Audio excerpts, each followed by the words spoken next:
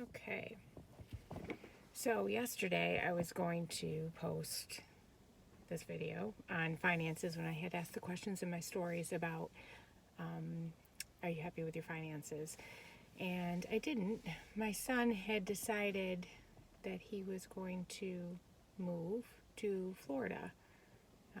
And this was kind of a spontaneous decision on his end, and that's my son. That's Dante. Very spontaneous.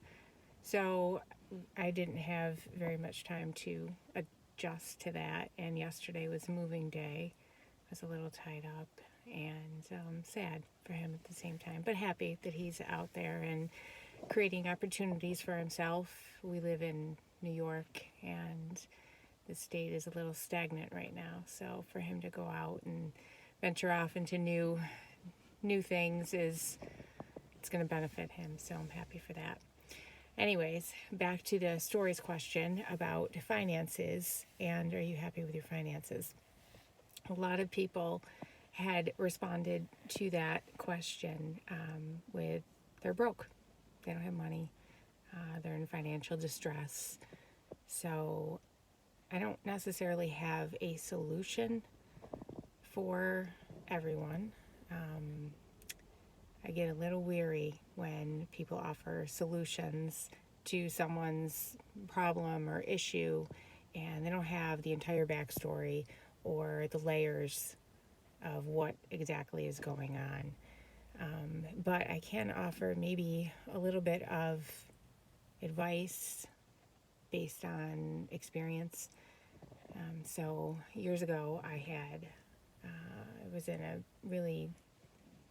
very abundant financial situation when I had my business teaching martial arts, and that had come to an abrupt halt, like literally overnight. It just stopped. Income, everything stopped. The business was taken, it was stopped, there was no money, and I had to quickly figure out how to survive with no money, zero.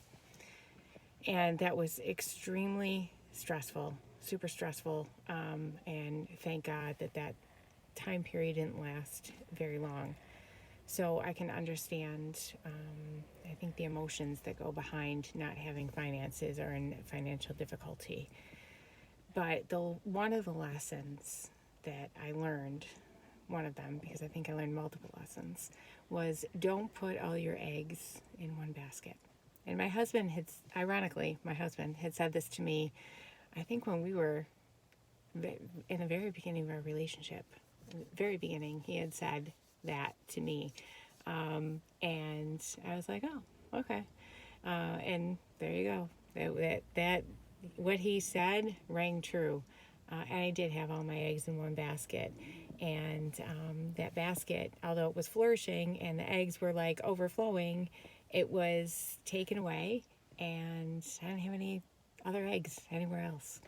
So the lesson that I learned there was multiple streams of income. So you need not just one path of income generation, but you need multiple ones. So if something happens in one area, you've got other areas to support that, so you're not struggling until this other thing either gets back up and running or it's replaced with something else. So I had gone through a few different jobs after I lost my business. I was here, there, and everywhere trying to figure things out, and I did. But now I have also added on, and many of you know just through looking at my social media, a direct sales company, which has been extremely beneficial for me, more so than I thought. I think I cut myself short in the beginning because when I started, I was like, I don't know if I can do I had a goal and I hit it. And then I set another goal and I hit it. And I did a lot better than I initially thought I was going to do. So I have become a very big fan of that being another avenue or another doorway to create income. It doesn't have to necessarily be your main form of income. It can be just either an additional form people call it a side gig or something like that. But it's beneficial. And it's one of those things, like I said, if you put all your eggs in one basket and then something happens, you don't have anything else to fall back on. So that would be my piece of advice in the financial department.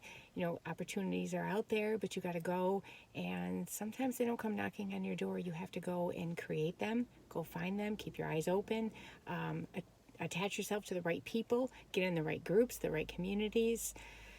So there's a lot of things with the financial department. And it's interesting because I had seen someone posted one of those questions that say, would you rather have money or happiness? And it was money. Would you rather have money or be at peace?